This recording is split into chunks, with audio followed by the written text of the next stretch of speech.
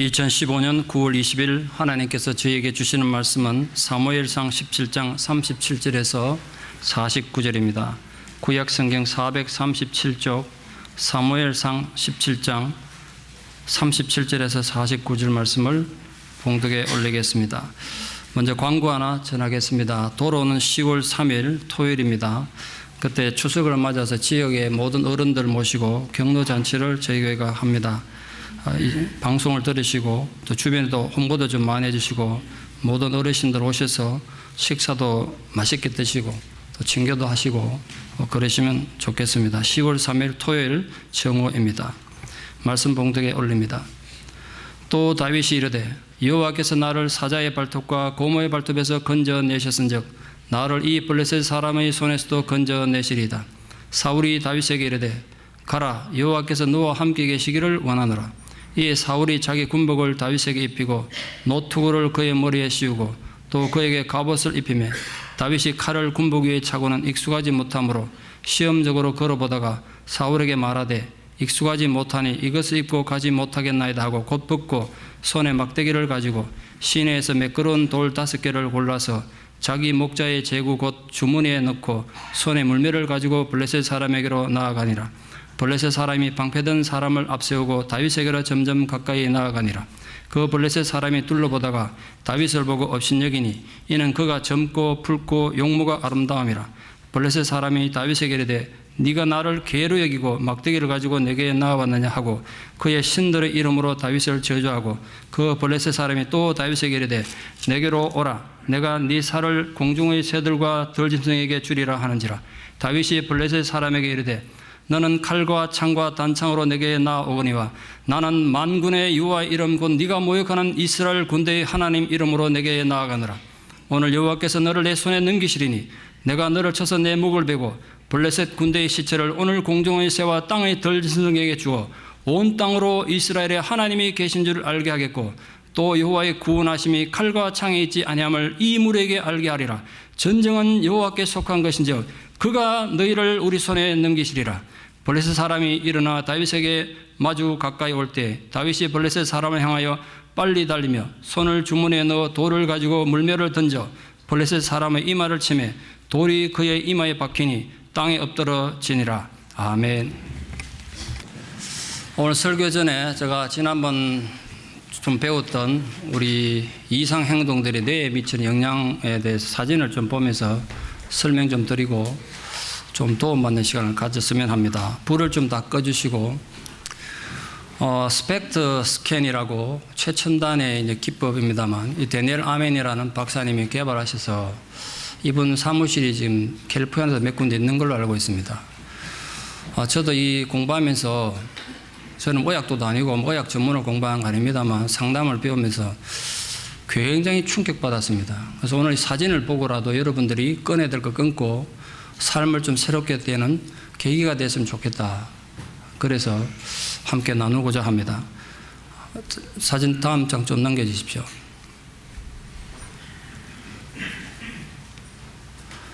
사람 정상적인 뇌는 이렇게 꽉 차서 이런 모양으로 생겼습니다. 이게 아래에서 본 모양입니다.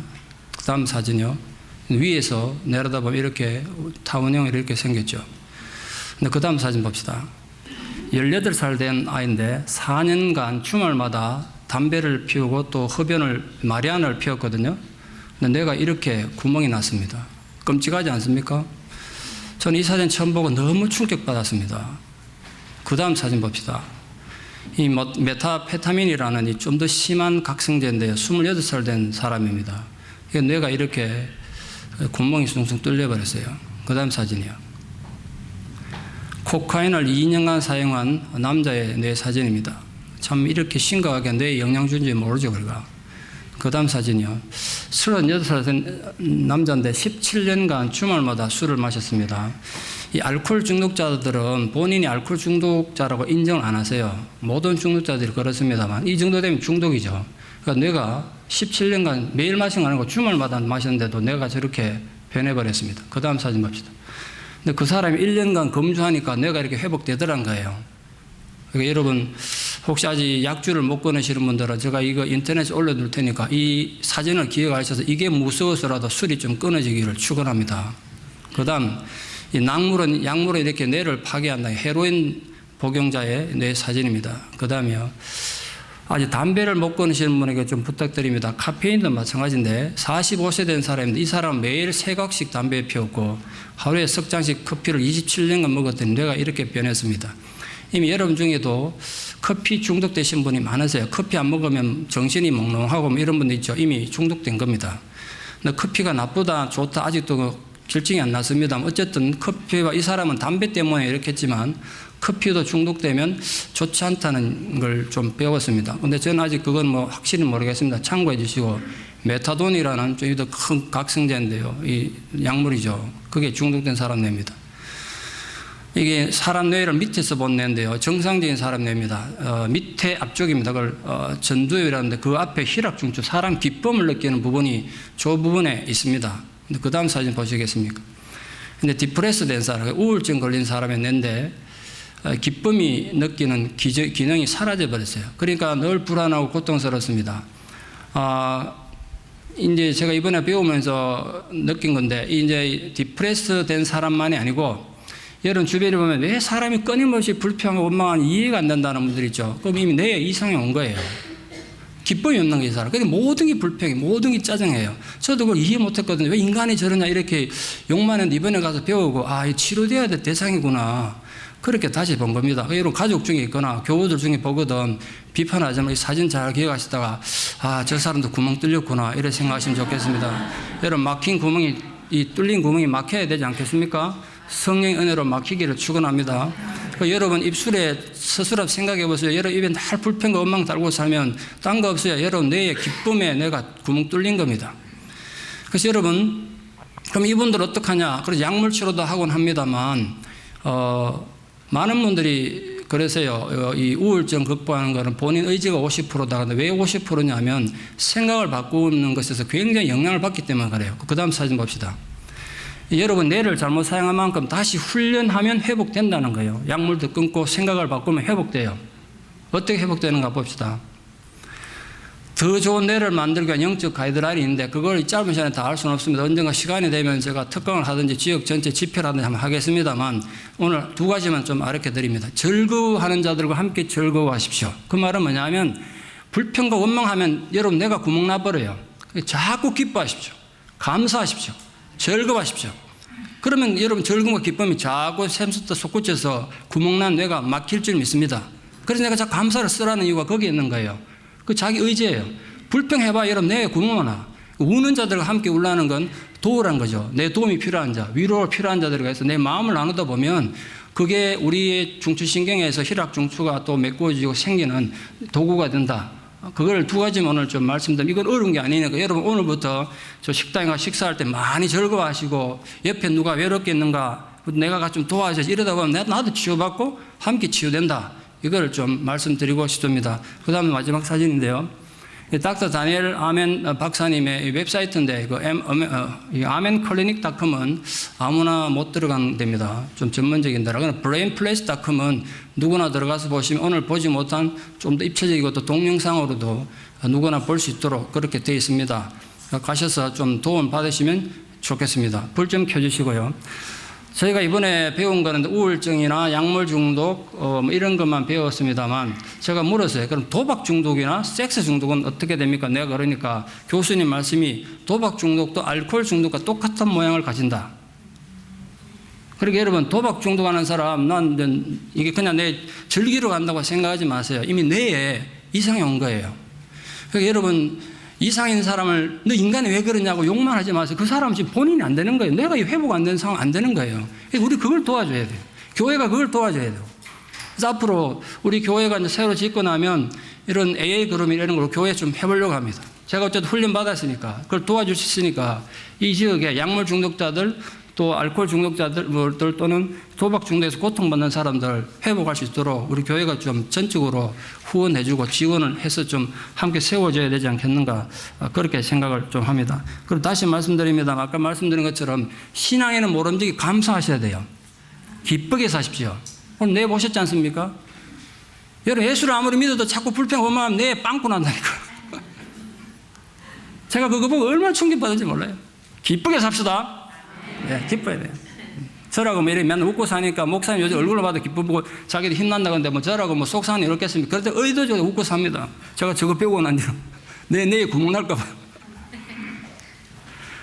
역사상 전쟁하는 두 군대의 군사력에 너무 비교가 안 되는 가장 불리한 전쟁을 예를 들라 그러면 저는 헤로도투스의 그 히스토리카에 나오는 페르모필레 전투를 들곤 합니다.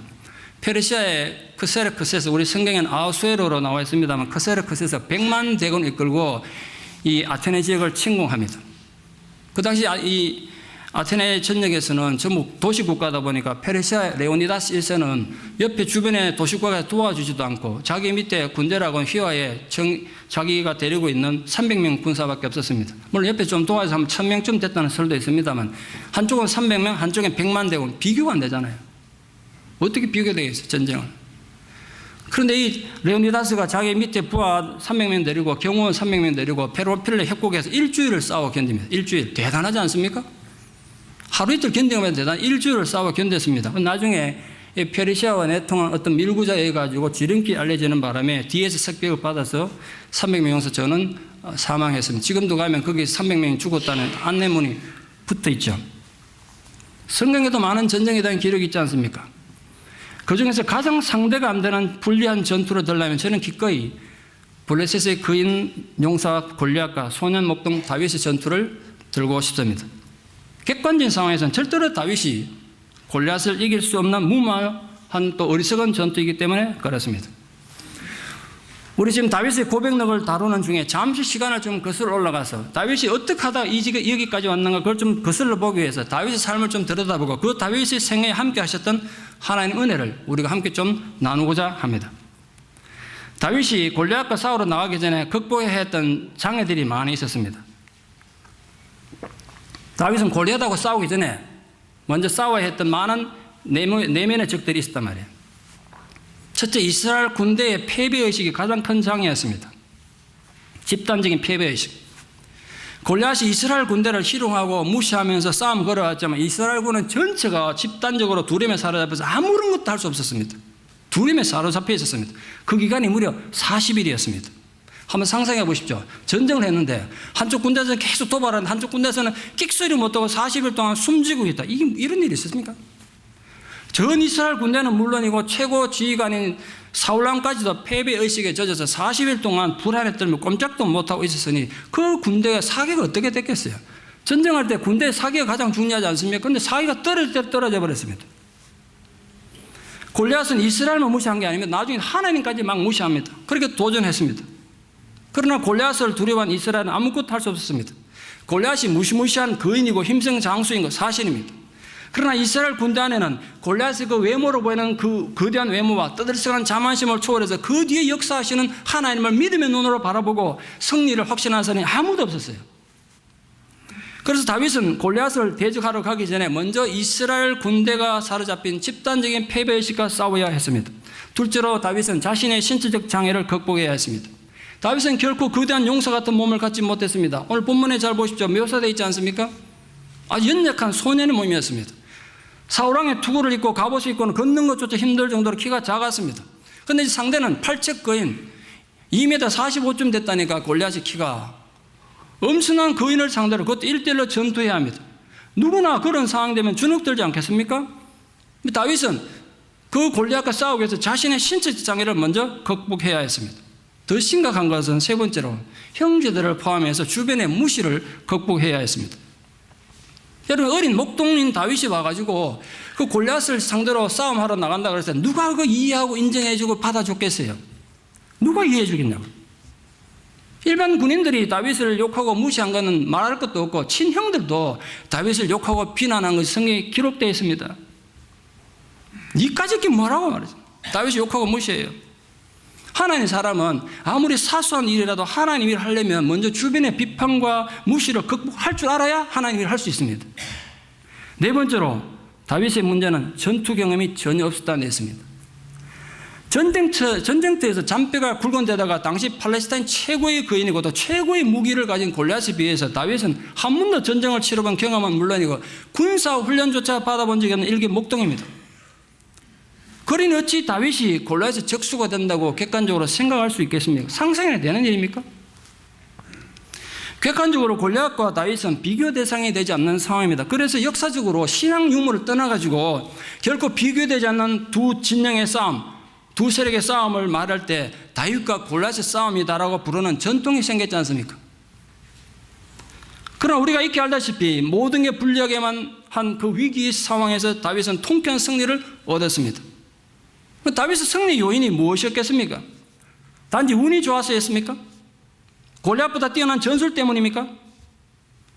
다윗의 승리는 인간적 요소가 아니라 골리앗이 가지지 못했던 놀라운 신무기로 무장하고 있었기 때문에 승리했던 것입니다. 다윗이 가졌던 신무기가 무엇이었습니까?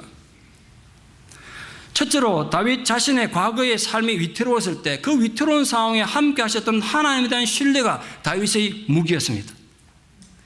전 인류 역사에서 목동이 존중받았던 시대는 없습니다. 지금까지도. 특히 이스라엘에서는 더욱 그랬습니다.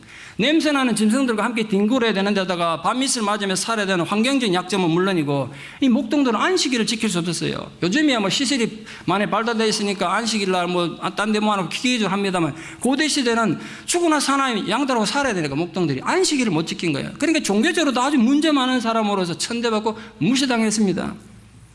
조금만 먹고 살만한 웬만한 집에서는 그런 나쁜 짓은 노예가 담당했습니다. 근데 어떻게든 이 집안에서는 8형제의 막내인 다윗이 담당하게 됐습니다. 보통 사람이라면 그런 상황이면 형들도 많은데 우리 집 노예도 있는데 왜 내가 양을 쳐야 되냐, 그런 열등감과 패배의식에 깊이 젖어 있을지 모릅니다. 그러나 아무도 몰랐지만 다윗은 골리앗이 전혀 알지 못했던 학교에서, 슬프게도 일찍이 사울이 너무나 소홀하게 취급했던 하나님의 광야 학교에서 기초부터 차근차근 훈련을 쌓아오고 있었던 것입니다. 다윗에게 있어서 양치는 들판은 하나님의 신앙교육의 터전이었고 인생의 의미를 배우는 극기 훈련장이었던 것입니다. 그 광야에서 다윗은 하나님과 은밀한 교제를 통해서 진짜 중요한 싸움의 무기들이 있다는 것을 배운 것입니다. 그 무기는 인간이 지금까지 발명해온 어떤 무기보다 강력한 것이었습니다. 바로 믿음이라는 무기입니다. 사자의 발톱, 곰의 발톱은 다윗 스스로가 결코 극복할 수 있는 장애가 아니지 않습니까? 오직 하나님의 도우심과 보호하심으로 그 절체절명의 위기 상황에서 보호받았던 그 경험적 신앙은 다윗의 믿음을 금강석보다도 더 단단하게 만들어 주었던 것입니다. 경험보다 더 큰 교육은 없지 않습니까? 다윗의 체험적 신앙이 때가 됐을 때 하나님의 용서를 우뚝 서게 만든 것입니다. 두 번째로 과거에 체험했던 그 하나님의 은혜가 지금도 나와 동행하신다는 임마누엘에 대한 강력한 믿음이 다윗의 무기였습니다. 다윗은 결코 자신의 재능과 군사적 능력을 앞세우지 않았습니다. 애초에 다윗은 골리앗과의 싸움은 자신의 힘과 능력에 달려있지 않다는 걸 너무나 잘 알고 있었습니다. 자신은 연약하지만 나와 함께 하시는 하나님은 만군의 하나님이시라는 그 신앙이 다윗의 가장 큰 무기였던 것입니다. 만군의 하나님, 그것은 가장 위대하고 가장 강력한 군대의 통치자이신 하나님을 나타내는 말입니다. 다윗은 만군의 여호와 하나님이 자기와 함께하는 한, 나는 별로 보잘것도 없고 내 눈에 보이는 무기는 아무것도 없었지만 골리앗 같은 건 문제가 안 된다는 걸 알았던 것입니다. 셋째로 다윗은 단지 입으로만 그렇게 신앙을 고백했을 뿐 아니라 환경적 장애에 대해서 재해석하는 신앙 고백이 또한 다윗의 영적인 신무기였습니다. 다른 사람들, 많은 사람들, 아니 이스라엘 군대 전체가 골리앗은 너무 위대하고 커서 썰을 뗄 수 없다고 생각했습니다. 맞습니다. 그럼 다윗은 그걸 전혀 다르게 해석했단 말이에요. 저는 제가 다윗을 이렇게 해석했을 거라고요. 골리앗이 너무 큰 거 맞아. 그러나 골리앗이 너무 커서 맞추지 않을 수가 없다는 거예요. 눈 감고 던져도 맞춘다, 너무 커서. 그래서 썰을 뗄 수 있다고 생각한 겁니다. 누구나 느끼는 불리한 상황을 전혀 다르게 해석한 것입니다. 그게 믿음입니다. 믿음이 증명되어야 되는 순간은 모든 것이 불리해 보일 때입니다. 모든 조건이 완벽하게 갖춰져 있다면 걱정할 필요 어디 있으면 거기 믿음이 뭐 필요하냐 말이에요. 그러나 눈에 보이는 객관적 상황이 너무나 불리해도 믿음의 눈으로 그것을 바라보고 재해석할 수 있는 사람을 하나님은 내 마음에 합한 사람이라고 부르십니다. 오늘도 하나님은 그런 사람을 찾으십니다. 이 세카라멘트 땅에서 그런 사람을 찾으신단 말이에요. 바로 여러분이 그런 믿음의 사람으로 하나님 앞에 선택되기를 바랍니다. 네 번째로 사울 앞에 썼던 다윗의 행동하는 믿음, 다윗의 그 당당한 믿음 또한 강력한 영적 무기였습니다. 다윗은 전쟁의 승리를 위해서는 무기나 전술보다 더 중요한 것이 있다는 것을 설득하기 위해서, 보여주기 위해서 사울에게로 갔습니다. 이 전쟁의 승리를 위해서 가장 필요한 것은 첨단 무기가 아니라는 거예요. 잘 훈련된 군대도 아니었습니다. 골리앗 같은 거구 용사도 아니었어요. 하나님에 대한 흔들리지 않는 담대한 믿음을 가진 단 한 사람이 모든 것이 해결책이었습니다. 결국은 믿음이었어요. 그러나 사울은 다윗이 골리앗과 싸워서 이길 수 없을 거라고 처량하게 중얼거리고 있습니다. 겁에 질리고 무기력하고 지쳐있는 사울의 이 그림이 보이십니까? 본문에서 사울은 눈에 보이는 조건만을 가지고 판단하는 지극히 인본주의적이고 불신앙적인 사람이었습니다. 사울뿐만 아니라 전 이스라엘 군대가 그런 불신앙의 늪에 빠졌다는 건 그게 비극이죠. 그런데 사울이 얼마나 답답했으면 다윗이 결코 골리앗과 싸워 이길 수 없을 것이라고 자기 입으로 말하면서도 자기보다 키가 한자나 작은 어린 소년이 자기 대신 골리앗과 싸우러 전쟁터 나가는 걸 허락했겠습니까? 얼마나 답답했습니까? 사울은 어리고 연약한 다윗이 골리앗을 이길 수 있을 것이라는 믿음은 둘째치고 인간적 요행이라도 혹시라도 실수라도 다윗이 이길 수 있을 것이다라고 기대했을까요? 저는 결코 아니라 생각합니다. 그러나 지금 이스라엘에서는 골리앗을 대적할 용사도 없고 그렇다고 사울 자신이 나서자니까 겁이 나고 사실은 자기가 나가야 되거든요. 고대 전쟁하는 예법에 보면. 그러니까 이러지도 못하고 저러지도 못하고 울며 겨자 먹기 식으로 다윗이라도 보내보자 그런 마음으로 다윗이 골리앗을 대적하러 나가는 걸 허락한 것입니다. 그런데 미안하니까 저는 그래 해석합니다. 미안하니까 그냥 보내려니까 미안하니까 자기가 입던 갑옷과 군장을 줬습니다. 젊은 시절부터 전쟁에서 잔뼈가 굵은 사울 입장에서는 갑옷을 입지 않고 무기를 갖추지 않고 전쟁에 나간다는 건 상상을 할 수 없는 일 아니겠어요? 그러나 본문에 보시다시피 다윗은 그 갑옷과 군장을 거절했습니다. 다윗은 만군의 하나님 이름으로 나가는 것이 어떤 무장보다 든든하다는 걸 알았기 때문입니다. 참된 갑옷은 눈에 보이는 게 아니에요. 여러분, 눈에 보이지 않는 성령의 갑옷은 그 어떤 세상의 전략보다도 무기보다도 더 큰 힘과 능력을 지금도 발휘하는 거 아니겠습니까?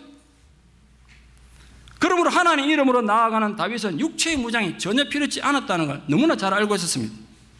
다윗의 승리는 세상적인 전쟁 무기에 의한 것이 아니라 살아계신 만군의 하나님의 강력한 능력에서 성취된 거 아니겠습니까?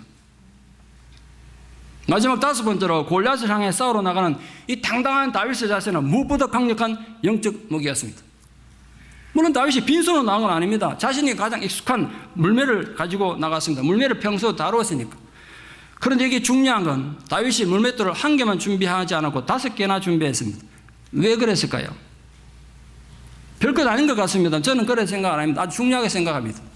믿음의 사람이던 다윗은 돌을 하나 던졌는데 다윗이 골리앗이 워낙 덩치가 크니까 한 방 맞고도 안 쓰러질 수도 있고 빗나갈 수도 있고 그럼 두 번째, 세 번째 끝까지 던지겠다는 거예요. 그걸 미리 준비해 간 거예요. 골리앗 입장에서 한번 생각해 봅시다. 골리앗 입장에서는 다윗이 자기와 결투하러 나오는 걸 보고 얼마나 기가 막히고 가소롭겠어요.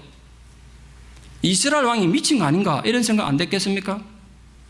그래서 다윗을 보고 욕설을 넣어놓습니다. 우리 본문은 한글 성경 좀 은유적으로 부드럽게 번역해놨습니다. 아주 극단히 욕을 했어요. 내가 개냐? 네가 나를 개로 여기고 막대기를 들고 나오냐? 너의 살, 본문은 살로 되어 있습니다만 그 원문에는 고기예요, 고기. 너의 고기를 공중의 새들과 들짐승에게 주리라. 야비하게 비판을 쓰는 말입니다. 골리앗 생각에는 칼과 창으로 싸우는 전쟁터에 목동차림에 막대기 들고 나오는 건 미친 짓이라는 뜻으로 그래 욕한 거죠.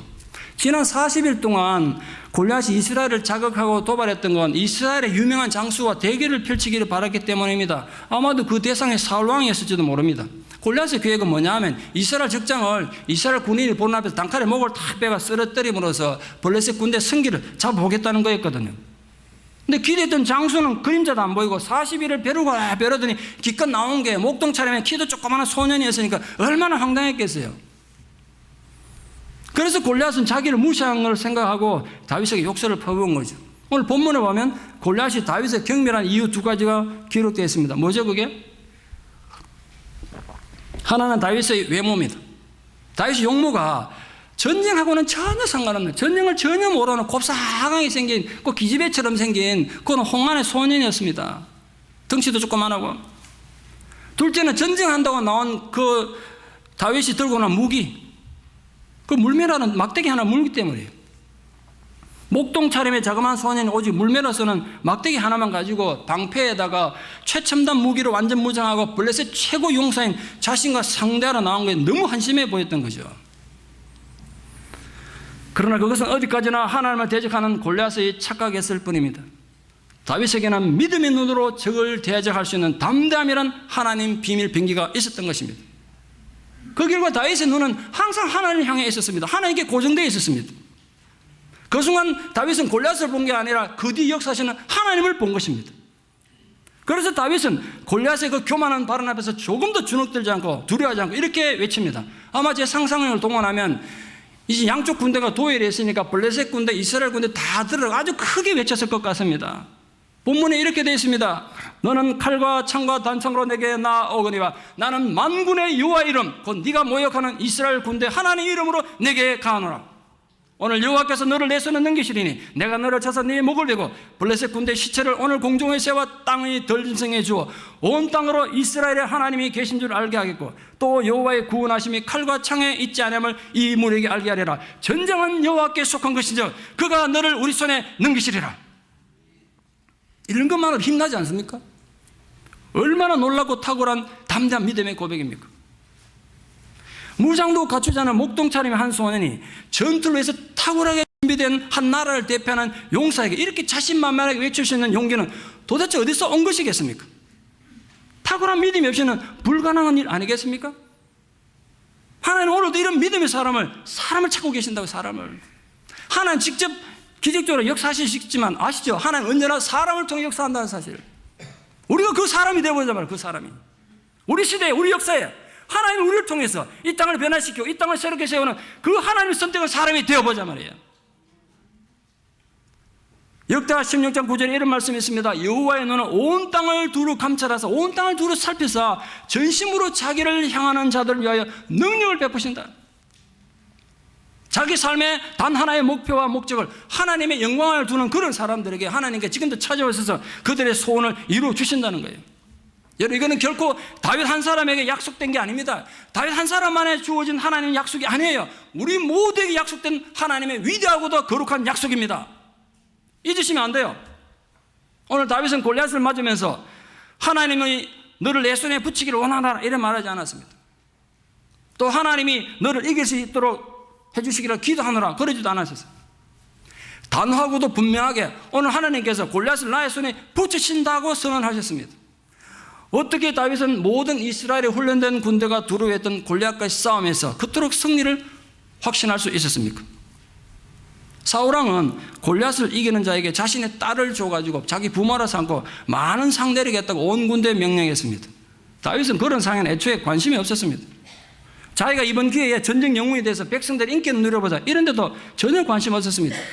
다윗의 이 골리앗과의 싸움의 관심은 단 한 가지였습니다. 본문은 뭐라고 되어 있습니까? 이 골리앗 때문에 땅에 떨어진 하나님의 명예를 회복하고 지키는 것.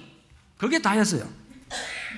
그래서 결국 전술이나 무기가 아니라 다윗의 믿음이 승리를 가져온 것입니다. 참된 믿음은 언제나 행동으로 나타나야 합니다. 행동으로 나타나지 않는 믿음은 아무런 의미가 없잖아요. 죽은 믿음이기 때문에. 다윗의 목적은 단지 골리앗을 죽여서 전쟁에 이기는 게 아니었습니다. 오늘 본문에서 다윗은 크게 자기가 싸우러 나온 목적을 두 가지로 말하고 있습니다. 첫째는 온 땅으로 하여금 이스라엘에 하나님이 계신 줄 알게 하겠다는. 여러분 요즘 교회가 욕도 많이 먹고 교회 다니는 사람들이 세상에서 비판도 많이 당합니다만 우리 그러면 안 된다고요. 이 온 땅으로 하여금 우리 때문에 하나님이 계심을 보여줘야 돼요. 우리가. 그게 우리 영적 전쟁의 본질이란 말이에요. 또 하나는 여호와의 구원하심이 칼과 창에 있지 아니함을 이 무리에게, 이 무리가 어느 쪽이냐 좀 애매합니다만 블레셋 군대와 이스라엘 군대와 다 합해서 그들에게 알게 하겠다는 거예요. 인생의 성공이 사람의 계획이 있는 게 아니라는 거예요. 그로 통해서 궁극적으로 하나님께 영광을 돌리는 것이었습니다. 물매를 돌려 물매를 달려서 던졌습니다. 돌이 총알처럼 날아가가지고 골리앗이 이마를 깨고 이마에 박혀버렸다고 성경에 되어 있습니다. 다윗의 물매의 위력이 얼마나 강력한 것이 상상을 초월하죠. 하나님 도움 없이는 불가능한 일 아니겠습니까? 그런데 여러분, 다윗과 골리앗의 이야기를 어떻게 이해하십니까? 이때까지 어떻게 들어오셨습니까? 요즘 세상에 교회 안 다니는 사람들 포함해서 다윗과 골리앗 이야기 모르는 사람 어디 있습니까? 그런데 오늘 이 사건이 여러분에게 어떤 의미가 있습니까? 다윗과 골리앗의 이야기를 위인전기 읽듯이 절대로 그래 읽지 마십시오. 다윗이 골리앗을 쓰러뜨린 사건은 하나의 특수한 상황을 극적으로 설명하는 위인전기가 결코 아니에요. 바로 여러분의 불리한 상황에서 다윗이 되라는 거예요. 여러분이 다윗이 되라는 거예요. 눈에 보이는 모든 것이 불리합니까 지금? 어느 것 하나 여러분에게 도움이 되는 것이 없습니까? 모든 상황이 여러분을 지치게 만들고 있습니까? 아무런 희망이 보이지 않습니까? 골리앗 같은 거대한 거인이 여러분 앞을 가로막고 있습니까? 쳐다보는 것만으로도 힘이 빠지고 맥이 풀리는 절망이 쓰나미처럼 밀려들고 있습니까? 아까 본 그 그림처럼 여러분에게도 그런 문제가 있습니까? 그래서 여러분 삶이 완전히 망한 것 같습니까? 아닙니다 여러분. 하나님이 나와 함께 하시면 아직 내 삶이 망한 거 아니에요. 아직 내 삶이 끝난 게 아니란 말이에요. 그러므로 부디 만군의 여호와 이름으로 일어서십시오. 그 만군의 여호와 이름으로 여러분 나아가십시오. 내 비록 가진 것은 보잘것없는 물매와 돌맷불입니까? 그렇더라도 힘껏 한번 날려보십시오. 그 보잘것없는 여러분의 몸짓을 통해서 하나님의 놀라운 기적을 일으키실 것입니다. 내 몸짓에서 내 가진 건 보잘것없지만 하나님의 능력이 함께하면 기적은 오늘도 나타난다는 거예요. 하나님은 다윗 한 사람만의 하나님이 아니시잖아요. 여러분 가운데 이미 골리앗 같은 거대한 절망의 벽을 다윗의 물맷돌 같은 믿음으로 넘어뜨리고 만군의 여호와 이름으로 진군하며 오늘 여기까지 오신 분 분명히 있으리라 믿습니다. 과거에 여러분이 처했던 힘겨운 상황을 한번 생각해 보십시오. 여러분이 겪었던 고통스러운 상황을 생각해 보십시오. 그때 그 순간에 임했던 하나님의 은혜가 없습니까? 다윗이 누구 하나 도와주는 이 없는 들판에서 사자를 만나고 곰을 만났듯이 여러분 고달픈 인생을 살아오면서 숨쉬는 것조차 힘든 고통스러운 상황을 마주쳐야 했던 아픔이 있었습니까? 그때 그 상황에 임했던 임마누엘의 하나님의 손길을 한번 기억해 보십시오. 여러분 전생에 하나님의 은혜가 전혀 없었습니까? 없었다면 오늘부터 여러분 경험해 보기를 축원합니다. 하나님의 은혜를 경험했던 분들은 지금 그래서 잃어버려서 여러분 마음이 절망스럽고 고통스럽습니까? 그때 그 과거에 여러분 만났던 그 하나님의 은혜를 좀 떠올려 보십시오. 그리고 분명히 기억하시고 입으로 고백하십시오. 그때 그 하나님 지금도 나와 함께 하심을 믿으십시오. 그리고 그 만군의 여호와 이름으로 일어서서 사자를 맞서고 곰을 맞서는 심장으로 나아가십시오. 나는 비록 보잘것없는 돌멩이 하나를 던질 뿐이지만 거기에 하나님 능력이, 하나님 약속이, 하나님 위로와 하나님 은총이 부어지면 여러분 인생을 가로막는 여러분의 골리앗도 쓰러지고 말 것입니다. 그 놀라운 승리를 기대하십시오. 그 하나님의 대역전극을 한번 상상해 보십시오. 그러므로 여러분 부디 여러분 안에 지금 잠들어 있는 다윗을 깨우십시오. 그리고 움츠리고 뒷걸음치던 인생의 구덩이에서 여러분도 만군의 여호와 이름으로 일어서십시오. 그리고 그 만군의 여호와 이름으로 당당히 앞으로 나아가십시오. 현재 여러분을 가로막고 있는 골리앗 같은 존재는 어떤 존재입니까? 무엇이 여러분을 힘들게 만들고 두렵게 만들고 고통스럽게 만들고 있습니까? 깨어진 꿈으로 인한 절망감입니까? 배신당한 쓰라림으로 인한 우울증입니까? 여러분을 자꾸 낙심하게 만드는 과거의 상처들입니까? 아니면 자꾸만 위축되게 만드는 쓴뿌리들입니까? 그런 것들이 여러분이 마주하고 있는 여러분의 골리앗일 수 있습니다. 아까 보셨던 그림처럼 버리지 못한 습관과 잘못된 생각으로 구멍 뚫린 내와 같이 자꾸만 솟구치는 불만과 원망과 미움이 끔찍한 골리앗이 될 수 있습니다. 그것들이 여러분을 지치게 만들고 좌절하게 하고 끝없는 실패의 구덩이로 몰아넣을 수 있어요. 그렇더라도 만군의 여호와 이름으로 나아가십시오. 여러분이 마주하고 있는 영적 전쟁을 용기 있게 싸우십시오. 그리고 승리를 쟁취하십시오. 기쁨을 쟁취하십시오. 소망을 굳게 붙잡으십시오. 사단의 손에 뺏겨버렸던 하나님의 비전과 약속을 다시 되찾으십시오. 기쁨을 되찾으시란 말이에요. 그리고 승리 창가를 높이 부르십시오. 부디 사랑하는 여러분 모두 만군의 여호와 이름으로 굳게 일어서서 당당히 나아가 내 몫의 영적 전투에서 승리하는 우리 시대의 영적 거인들이 다 되시기를 진심으로 축원합니다. 기도드리겠습니다. 만군의 여호와 아버지 하나님, 우리에게 주신 이 위로와 약속의 말씀을 인하여 진실로 감사를 드립니다. 인생이 우리 마음대로 되지 않고 때로는 너무나 끔찍한 고통과 절망이 우리를 애워싸도 우리는 만군의 여호와 이름으로 일어설 것을 결단합니다. 이 순간 내가 하나님 앞에 소리쳐 외칩니다. 하나님, 내가 주의 이름으로 일어서겠습니다. 절망하지 않겠습니다. 내 고통 가운데 그냥 머물러 있지만 않겠습니다. 이 시간 내가 주님 앞에 일어서겠습니다. 외치는 저희들 되게 도와주시옵소서. 여러분, 제가 이 시간 묻습니다. 하나님, 내가 이 시간 내가 주님 앞에 만군의 여호와 이름으로 내가 일어서겠습니다. 내 이 절망과 고통에 이들어 있지는 않겠습니다. 내가 분명히 일어서겠습니다. 결단하시는 분 하나님 앞에 오른손 높이 듭시다. 오른손 높이 듭시다. 하나님 보실 겁니다. 제가 다시 기도합니다. 하나님 아버지, 내가 오늘 이 시간 이 하나님 말씀 앞에 내가 결단합니다. 나도 다윗처럼 일어서서 나의 골리앗을 믿음으로 쓰러뜨리겠습니다. 내가 결코 패배하지 않을 것입니다. 이대로 머물러 있지는 않겠습니다. 하나님, 나의 손을 붙잡아 주시옵소서. 나의 마음을 주님께서 지켜주시옵소서. 그러므로 우리 또한 우리 시대의 다윗이 되고 영적 거인이 되어서 우리 영적 전투에서 기필코 승리하는 위대한 승리자가 되게 도와주시옵소서. 만군의 여호와 이름으로 예수님 이름 받들어 기도드리옵나이다. 아멘.